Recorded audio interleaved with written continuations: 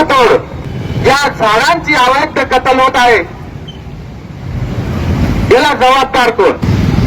या जिल्ह्यात, या महाराष्ट्रात, या मालेगाव तालुक्यात जे वन जमिनीवर अतिक्रमण होत आहे, हे अतिक्रमण कोणाच्या आशीर्वादाने होत आहे? या जागा कोण बळकट करत आहे आणि या जागांवरचं सारवण कोण कमी करत आहे? याला जबाबदार कोण? वन्य प्राण्यांच्या बाबतीत जर झालं, या तालुक्यात, या जिल्ह्यात आपण ऐकत होतो हरणींचा कोळपाचा कोळपा, बोरांचा कोळपाचा कोळपा बघायला मिळत होता. काही लोकांमुळे नष्ट होत चालले. याला आशीर्वाद कोणाचा? झाडे जगवा, झाडे लावा, मोठमोठे बजेट या जिल्ह्यात, या तालुक्यात, या महापालिका क्षेत्रात टाकलं जातं.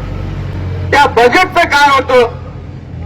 असे दोन नालायक ठेकेदार आहेत, त्या झाडांच्या नावावर, निसर्गाच्या नावावर ते बजेट खाऊन जातात. याला जबाबदार कोण? 2 वर्षाच्या कालखंडात मालेगाव महानगरपालिकेने तब्बल 72 लाख रुपयाचे झालं, त्याचा बजेट प्रशासना काळात टाकलं गेलेलं आहे. म्हणून आज या व्यासपीठाच्या माध्यमातून आम्ही मालेगावकर विधायक संघाच्या समितीच्या माध्यमातून, आम्ही आज समाजसेवकाच्या माध्यमातून आधी तर तुम्हाला सगळ्या बड्या लोकप्रतिनिधींना विनंती करतो, आमचा निषेध कुठपर्यंत, आमचं आंदोलन कुठपर्यंत, आम्ही करणार काय कुठपर्यंत हे तुम्हाला ठाऊक आहे. तुम्ही आपली स्वतःची फसवणूक करू नका. ज्या गोष्टीने आम्ही जगतोय त्याच गोष्टीने तुम्ही पण जगतायत. होती कोणत्या ठिकाणी हे सगळं झाड कत्तली कुठं चालू आहेत आणि करतो कोण?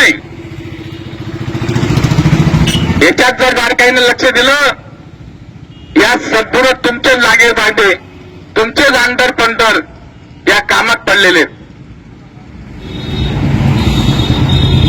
या मालेगाव खेळाचे सगळे जेवढे अवैध धंदे आहे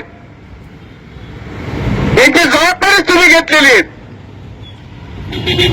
काय करा? आणि वन अधिकारी तर काय हो, इथं पोलीस डिपार्टमेंट आणि सर कमिशनर त्यांना रोखू शकत नाही.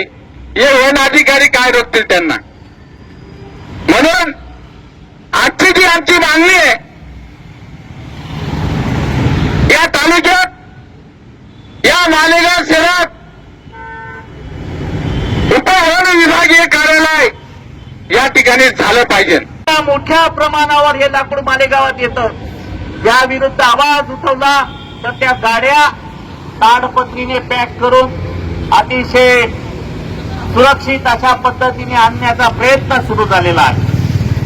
याची सखोल माहिती घेतली असता काही अशाच व्यावसायिकांनी जी माहिती दिली, ती चर्चा झाली आणि मालेगाव शहरात कोणतीच गोष्ट लपून राहत नाही. याचं अजून एक उदाहरण म्हणजे जी माहिती मिळाली ती अतिशय गंभीर आहे. पिकअपला 500 रुपये, 407ला 800 रुपये, जी त्याच्या पुढची 6 टायर ट्रक असते तिला 1000 रुपये, 10 टायर ट्रकच्यासाठी 1500 रुपये आणि 12 टायर ट्रकसाठी 2000 रुपये हा पासिंग रेट वन विभागाच्या काही भ्रष्ट अधिकाऱ्यांकडनं वसूल केला जात आहे, कर्मचाऱ्यांकडनं वसूल केला जात आहे. अशी चर्चा ऐकायला मिळाली. किती गंभीर बाब आहे. सॉमिलमध्ये अनुसूचित नसलेलं किंवा ज्याला परवानगी नाही असं लाकूड तोडण्यासाठी, त्या लाकडावर प्रक्रिया करण्यासाठी किंवा सॉमिल तपासू नये याच्यासाठी दरमहा हप्ता वसूल केला जातो, तो देखील काही हजाराचा. असं बघितलं तर वन विभाग, तसं बघितलं तर हे दुर्लक्षित विभाग.